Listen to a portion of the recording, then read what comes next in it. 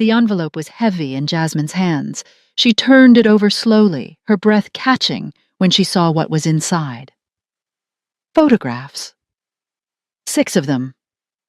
All of her. Leaving her apartment, walking to the construction site, laughing with contractors, and on every single one, drawn in red ink that looked too much like blood, were crosshairs, perfectly centered, right over her heart. The note attached was simple. Building something new? Shame if it all came crashing down. Jasmine's hands started shaking.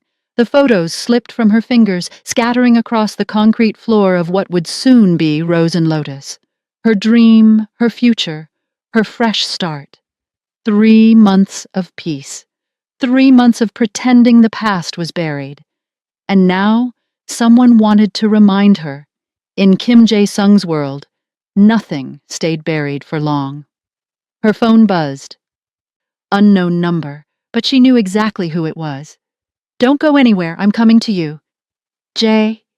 Jasmine looked at the crosshairs on the photographs, at the half-built kitchen that smelled like sawdust and promise, at the Seoul skyline visible through the unfinished windows.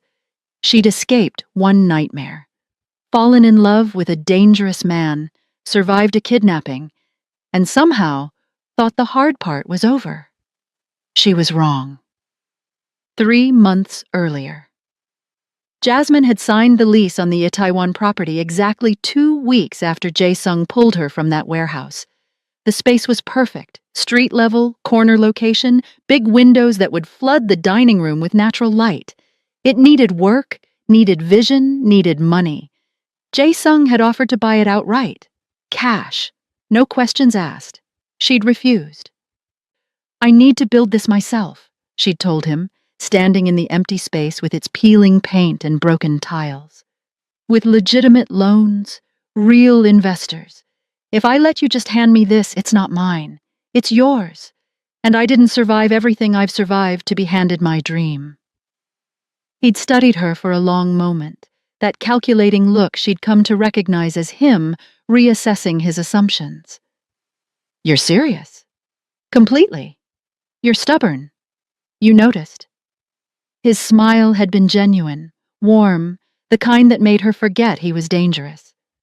"Fine, but I'm co-signing the loan. And I'm investing as a silent partner, 20% stake.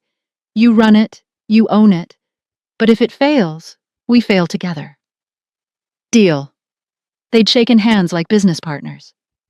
And then, he'd kissed her like she was the only real thing in his carefully constructed world. Jae-sung had been true to his word. The loan came through a legitimate bank.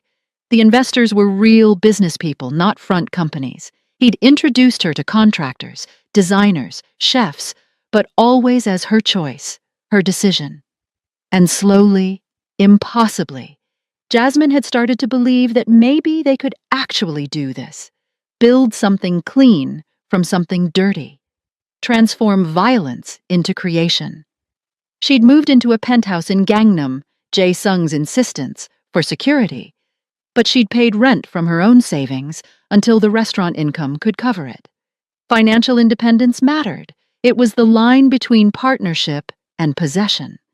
Their relationship had evolved into something neither of them had words for.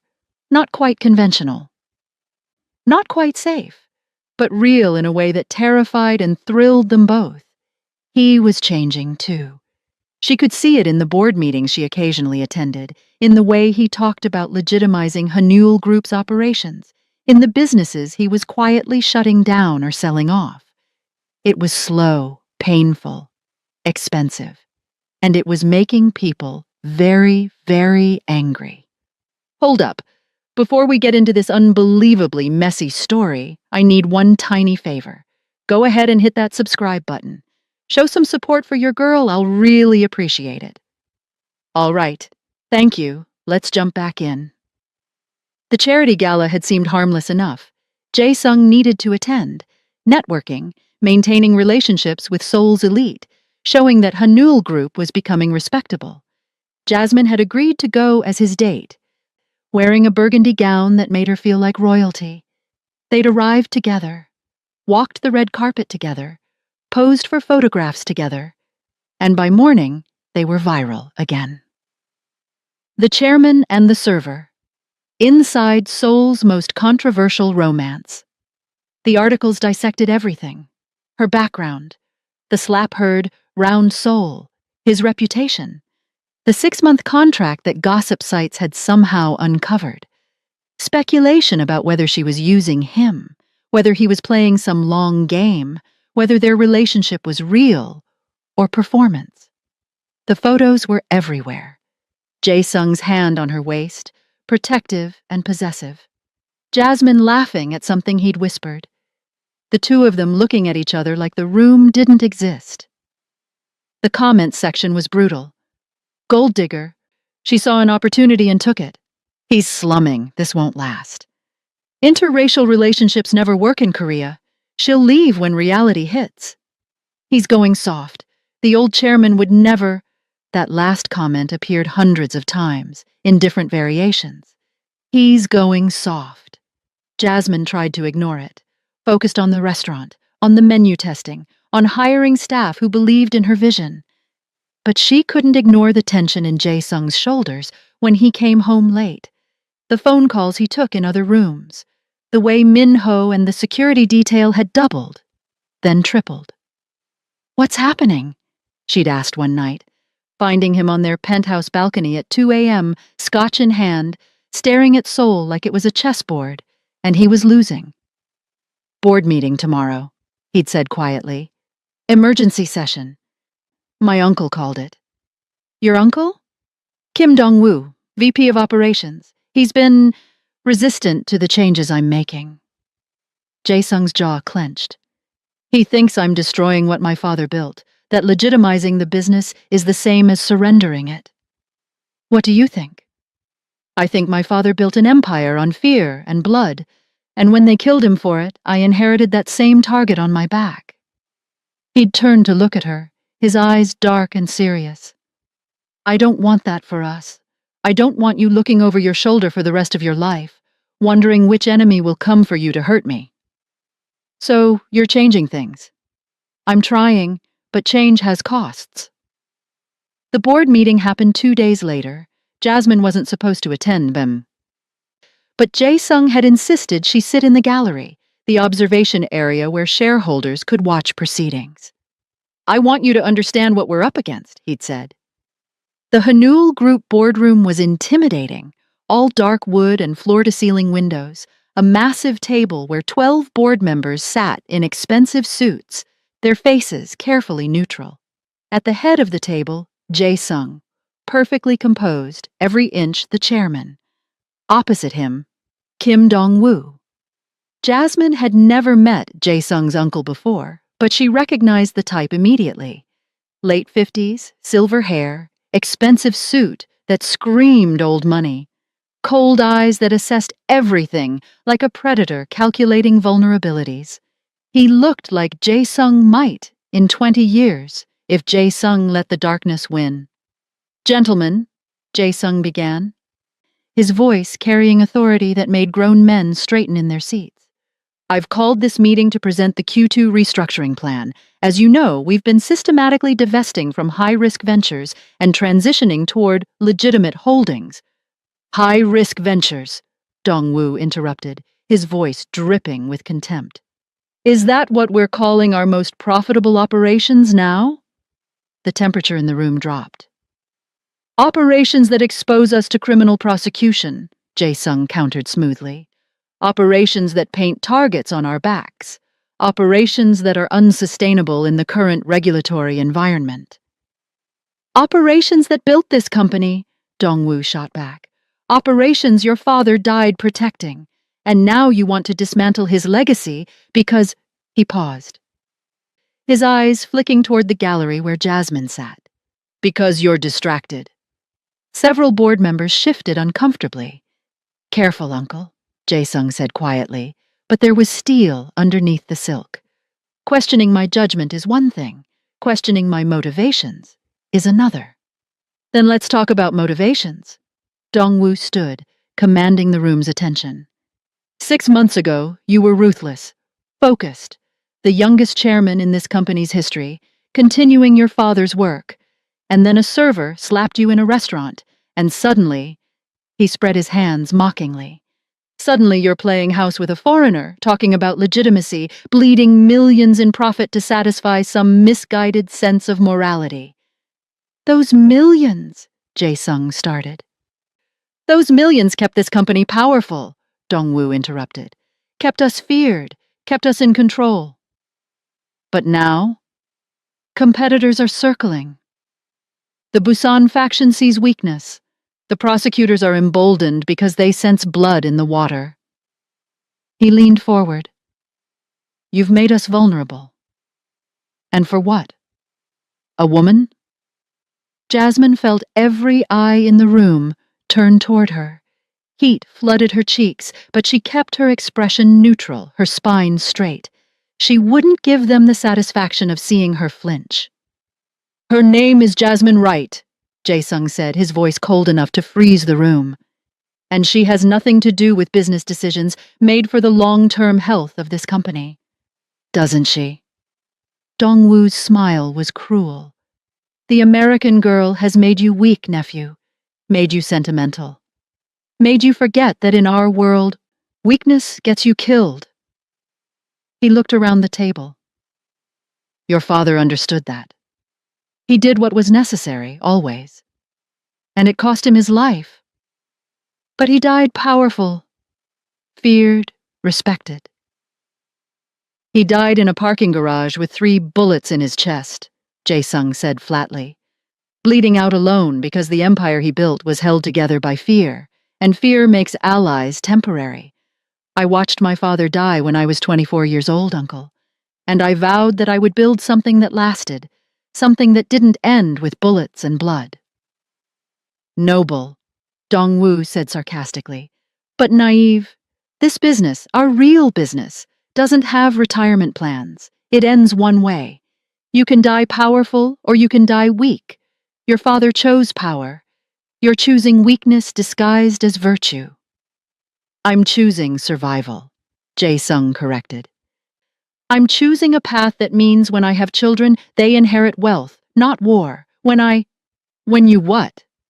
Dong-woo's eyes gleamed with malicious understanding. When you marry the server? When you play at being normal? Jae-sung, you can't wash the blood off this company with good intentions and a pretty foreign girlfriend. This meeting is adjourned, Jae-sung said, his voice cutting through the tension like a blade. We'll reconvene next week to vote on the restructuring plan.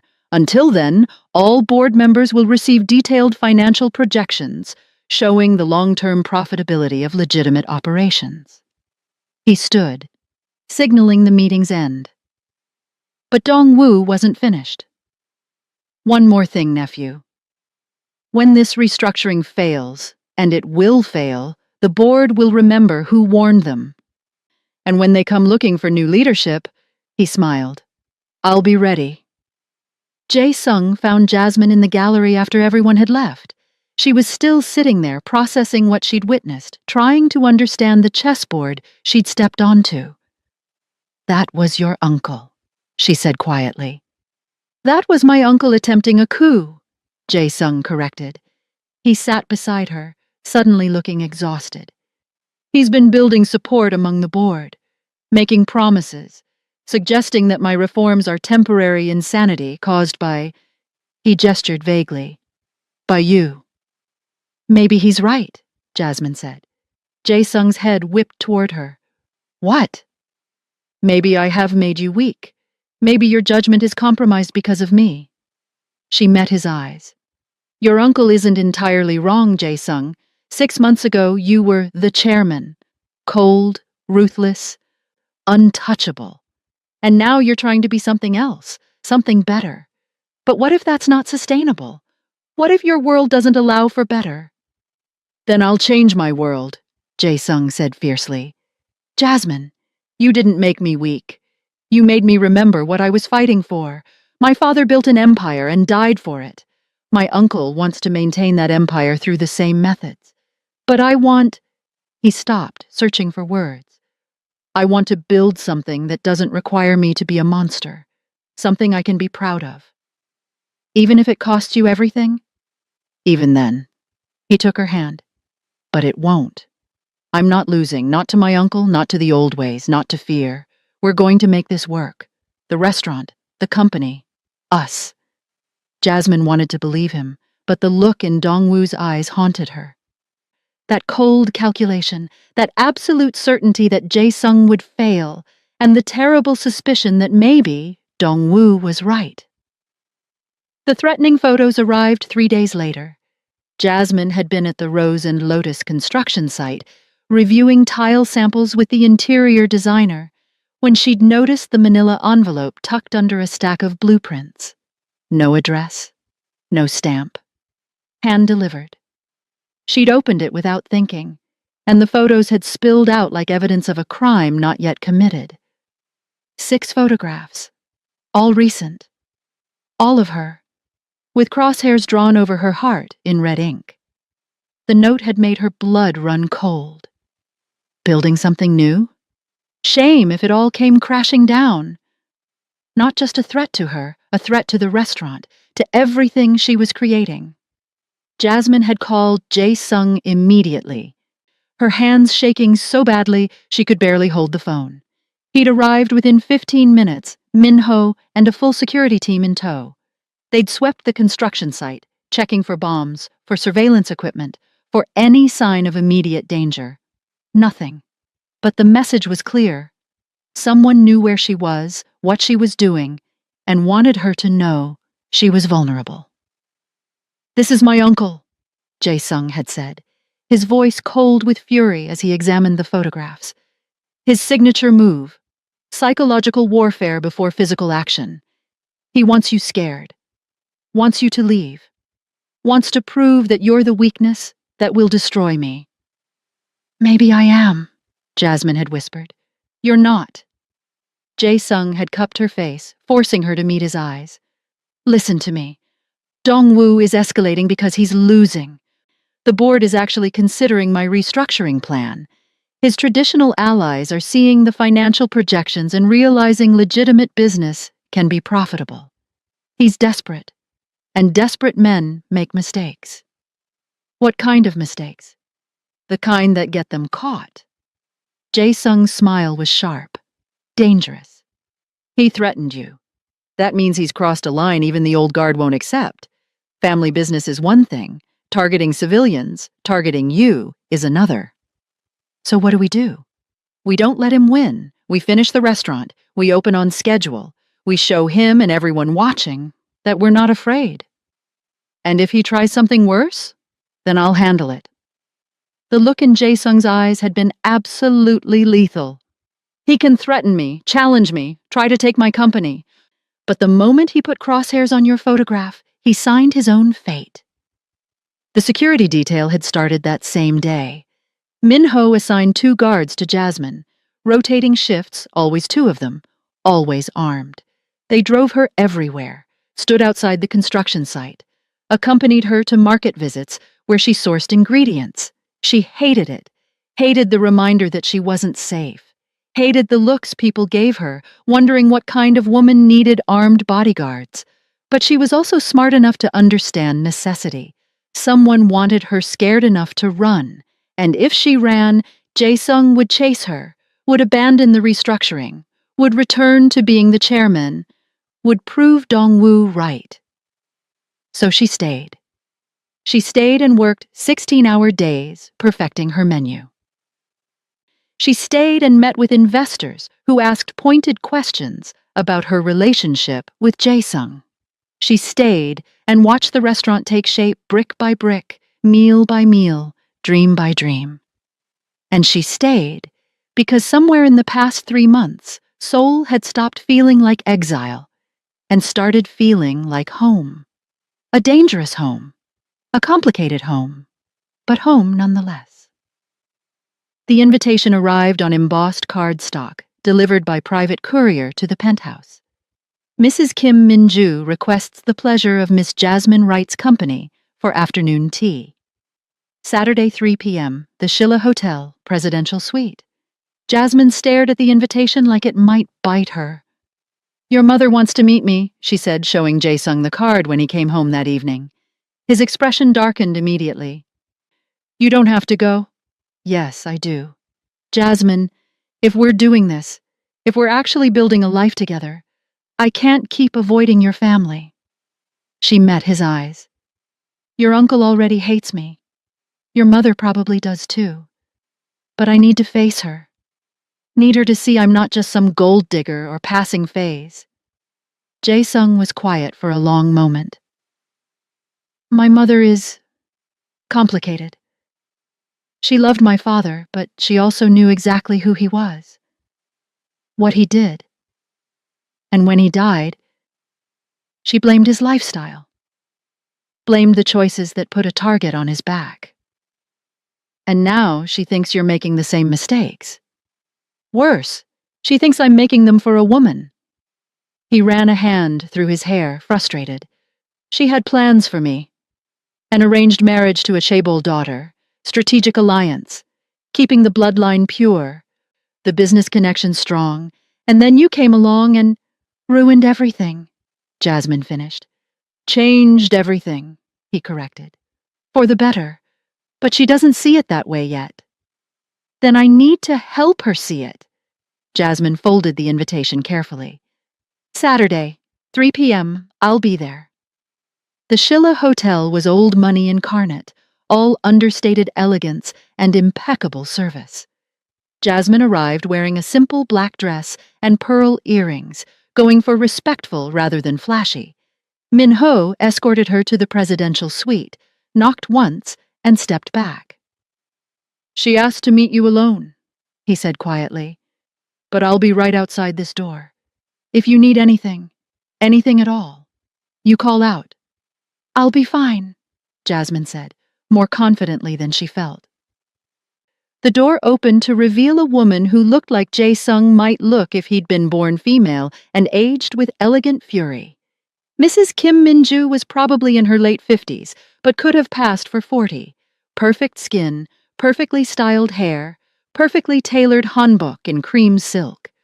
Her eyes were Jae-sung's eyes, dark, intelligent, assessing, and completely cold. Miss Wright, she said in perfect accentless English, please come in. The suite was enormous. Living room, dining room, views of Seoul that stretched for miles. Tea had been set out on a low table, traditional Korean tea service, the kind that required ceremony and attention.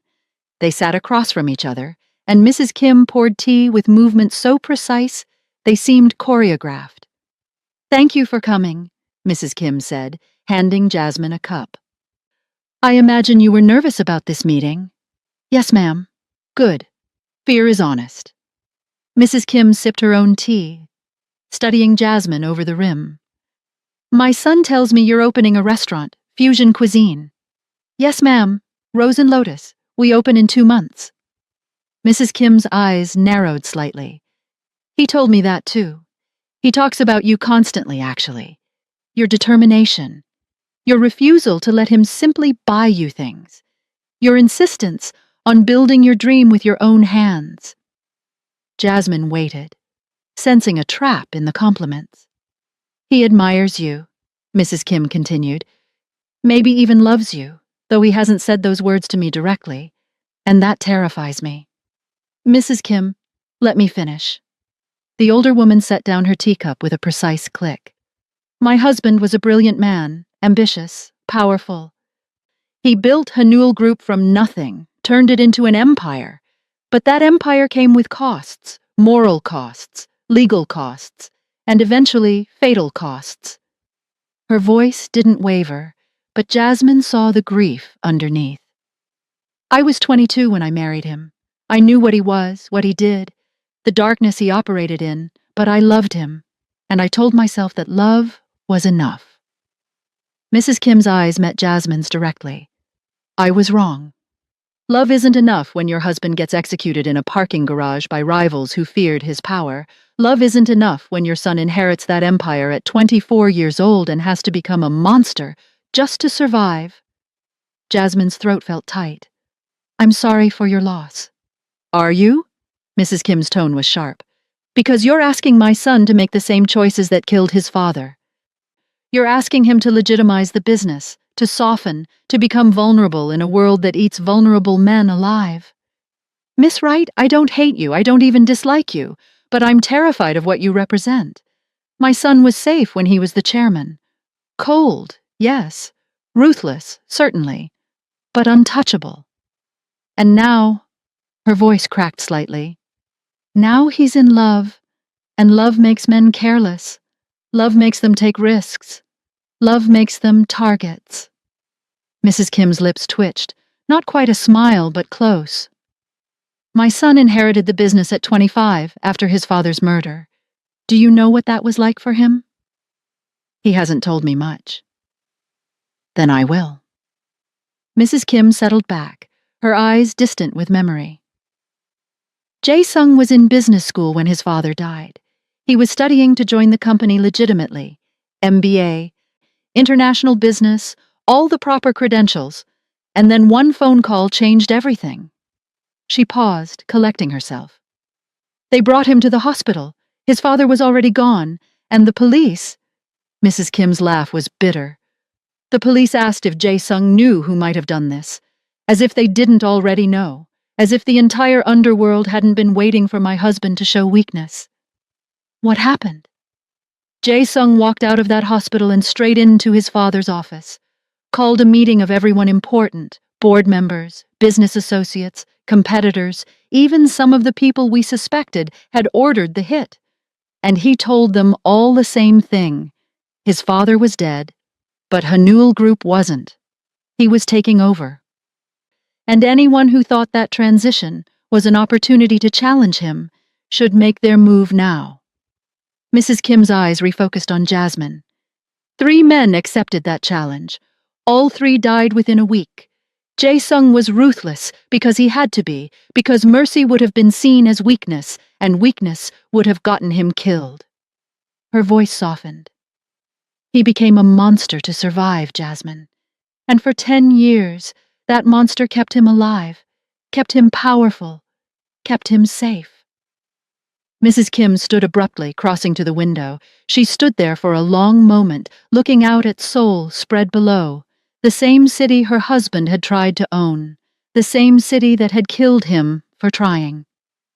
When she turned back, her expression had shifted, still guarded, but something had softened.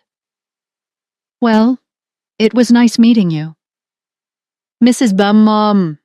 Kim released her hand. The attack started small.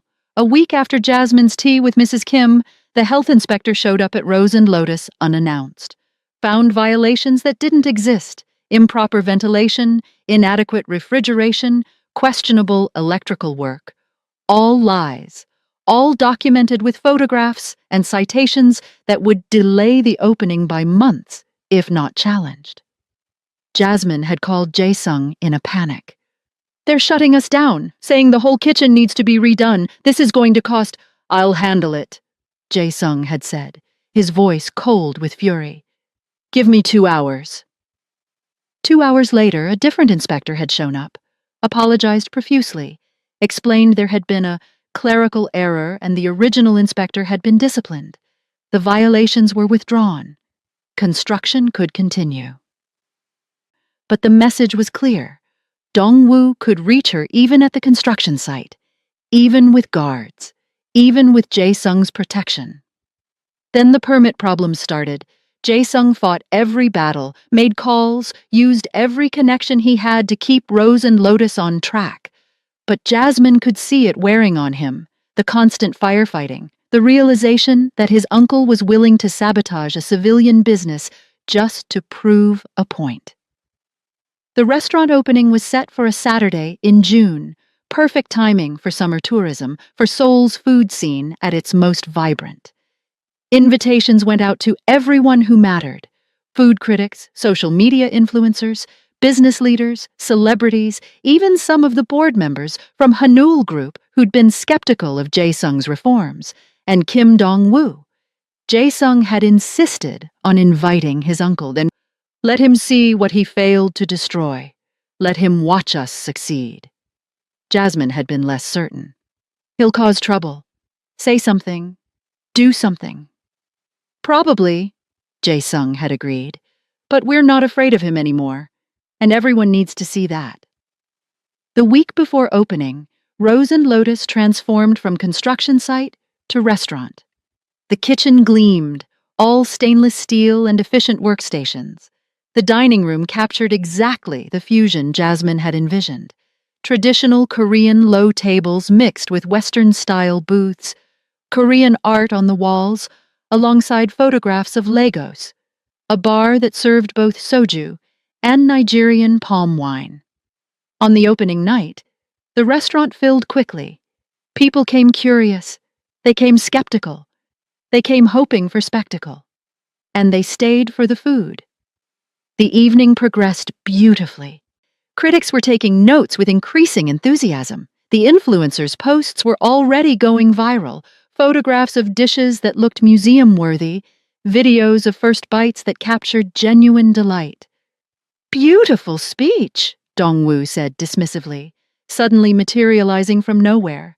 "But naive, trying to legitimize an empire built on violence. You can't wash that blood off with jollof rice and good intentions. We'll see who's right." He gestured to his associates. "We're leaving. I've seen enough." The emergency board meeting was called for Monday morning, 9 a.m. sharp.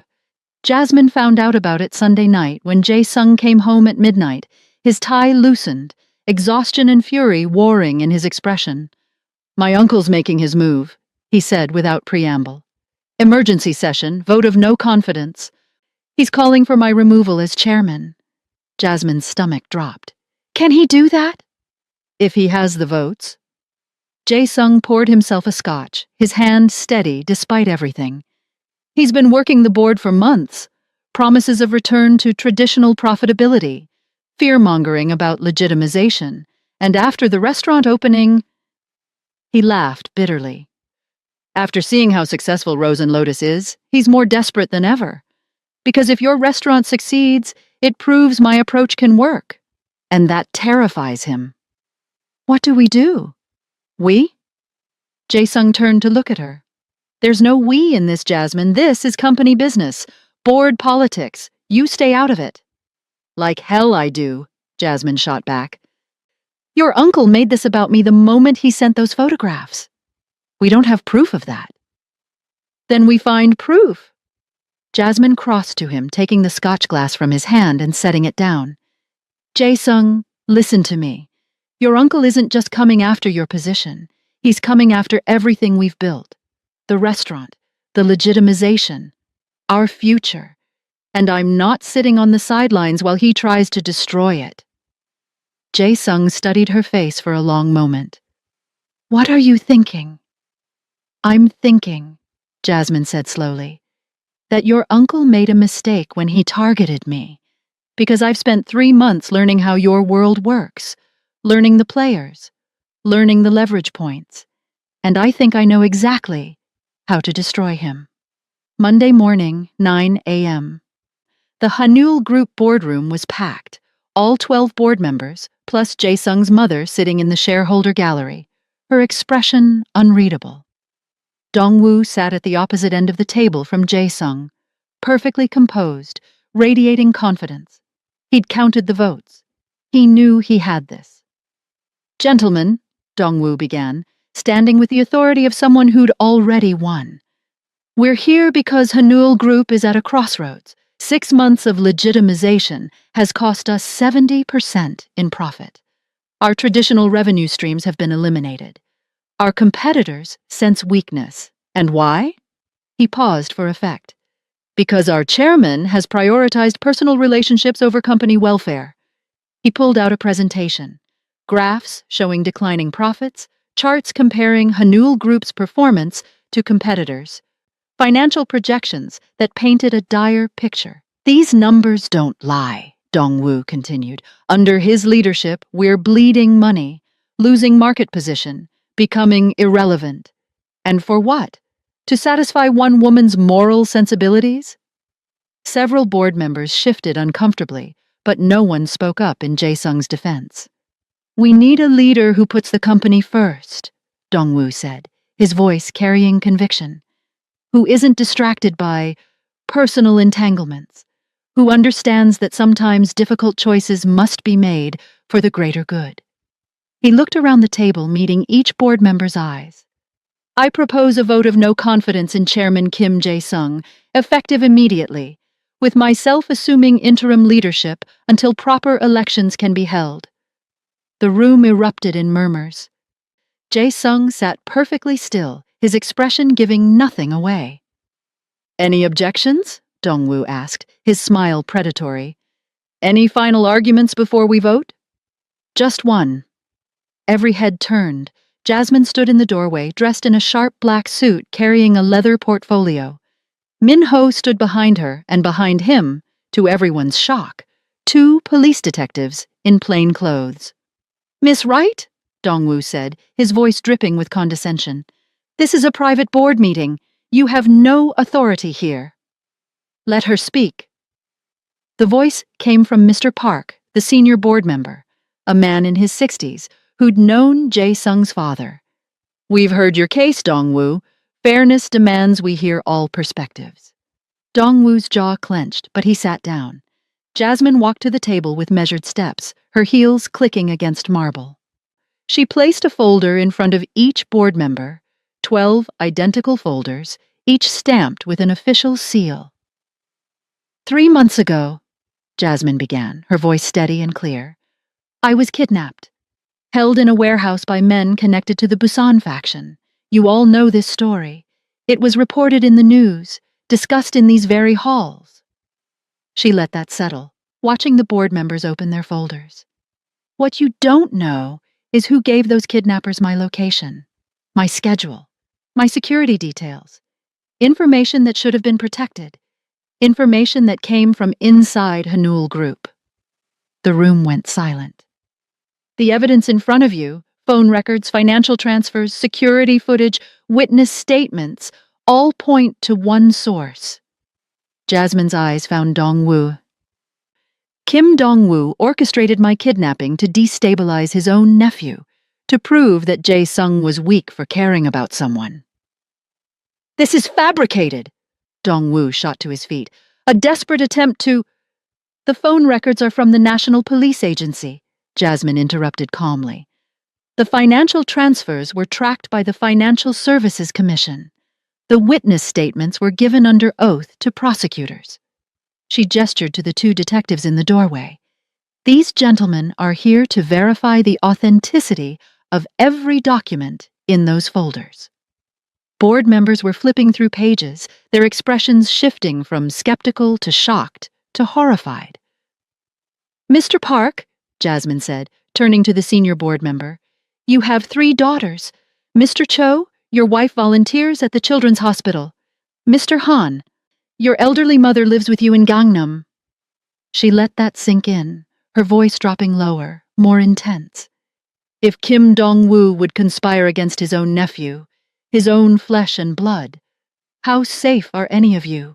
If he would orchestrate a kidnapping to gain power, what wouldn't he do to maintain it? The fear was palpable now. She could see it in their faces. The realization that Dong-woo wasn't just ruthless to enemies.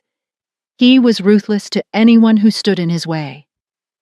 Today he wants you to vote against Jae-sung, Jasmine continued. Tomorrow, if any of you disagree with his methods, what happens then? Do you become the next target? Do your families? She moved along the table, her presence commanding, despite her relative youth. Jae-sung inherited this company built on violence and fear. He's trying to transform it into something sustainable, something legitimate.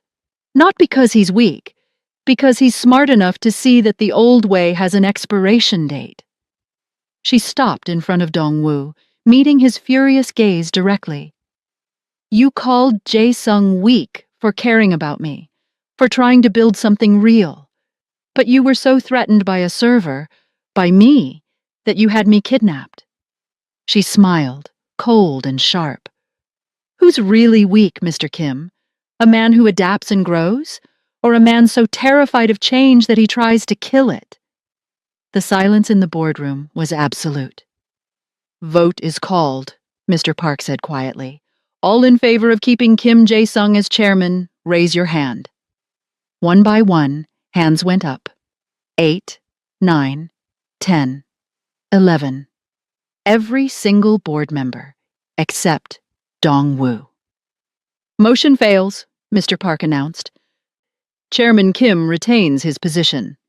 He turned to Dong-woo, his expression hard. The board requests your immediate resignation from all positions within Hanul Group, effective immediately.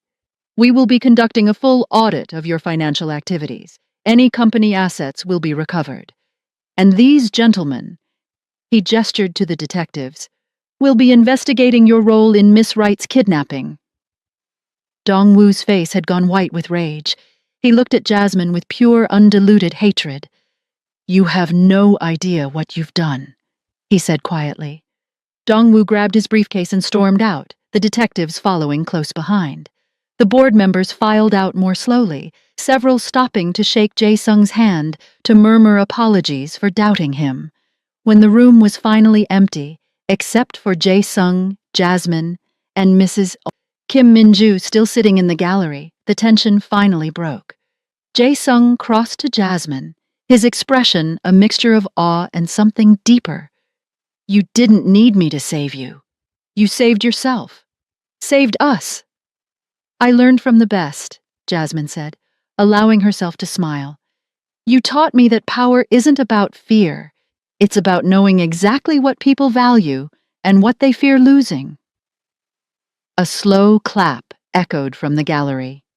Mrs. Kim Min-ju descended the stairs, her expression transformed. Not warmth exactly, but respect. Deep, genuine respect.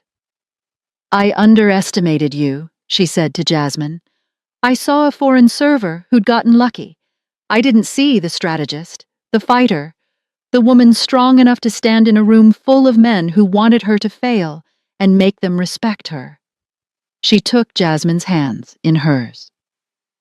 My son needs someone who challenges him, who won't let him become what his uncle was. Mrs. Kim's voice softened. Welcome to the family, Jasmine. Truly. 1 year later. Hanul Group's transformation was slow but steady. Profits had stabilized, then slowly begun climbing. The legitimate businesses Jae-sung had invested in, tech startups, real estate development, hospitality, were proving his vision correct. It was harder than the old way, took longer, required patience and strategy rather than fear and violence. But it was working.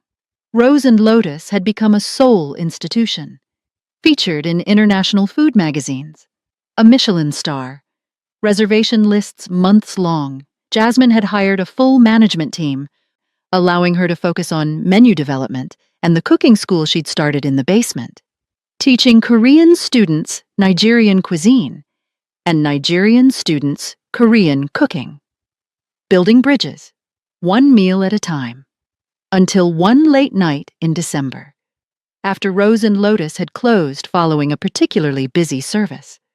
Jasmine was in the kitchen, exhausted but satisfied, preparing staff meal, her grandmother's fried chicken, crispy and perfect.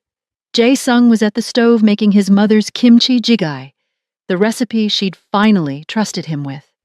They worked in comfortable silence, the kind that came from knowing someone so well that words became optional. I've been thinking, Jae-sung said, stirring the jjigae, about what you said, about building something real. When did I say that? Jasmine asked, checking the chicken. About a year ago, after the kidnapping. You said you wanted to build something real on your terms. He turned to look at her. Rose and Lotus is real. The legitimization of Hanul Group is real. What we have, that's real too. Jasmine felt her heart start to race. Jae-sung, I don't need a ring or a ceremony to know you're my partner, he continued, in everything. Business, life, all of it, but... He paused, and she saw vulnerability flash across his face. But I want the world to know. I want my name attached to yours legally, permanently, not as your employer, not as your protector, as your equal. He reached into his pocket and pulled out a small box. Inside was a diamond band. "Marry me," Jae-sung said quietly. "Not because you need me, because you choose me. Every day, the way I choose you." Jasmine's eyes were burning, her throat tight with emotion. "That's not fair. What's not fair? Proposing to me when I'm covered in flour and chicken grease and exhausted from a 12-hour shift." But she was smiling through the tears. "You were supposed to do something romantic. Fancy restaurant, rose petals, the whole thing." "This is romantic," Jae-sung protested. "This is us, cooking together, building something together, being real together." "You're right," Jasmine admitted. She wiped her hands on her apron and took the ring from the box. "Yes, obviously yes. Did you really think I'd say anything else?" Jae-sung slid the ring onto her finger, and it fit perfectly, like it had been made for her, like everything about this moment had been inevitable from the second she'd slapped him in that restaurant 18 months ago. They kissed in the kitchen of Rose and Lotus, surrounded by the smell of fried chicken and kimchi jjigae, and it was perfect. More perfect than any fancy proposal could have been. The end. Thank you for watching till the end. If you enjoyed this story, don't leave without hitting the like button and commenting what you loved about the story. Subscribe if you haven't, and switch your notifications on. You don't want to miss what's coming next. Drop a comment and tell me where in the world you're watching from. We're building a global community of story lovers here, and your voice is part of it. See you in the next one. Have a great day.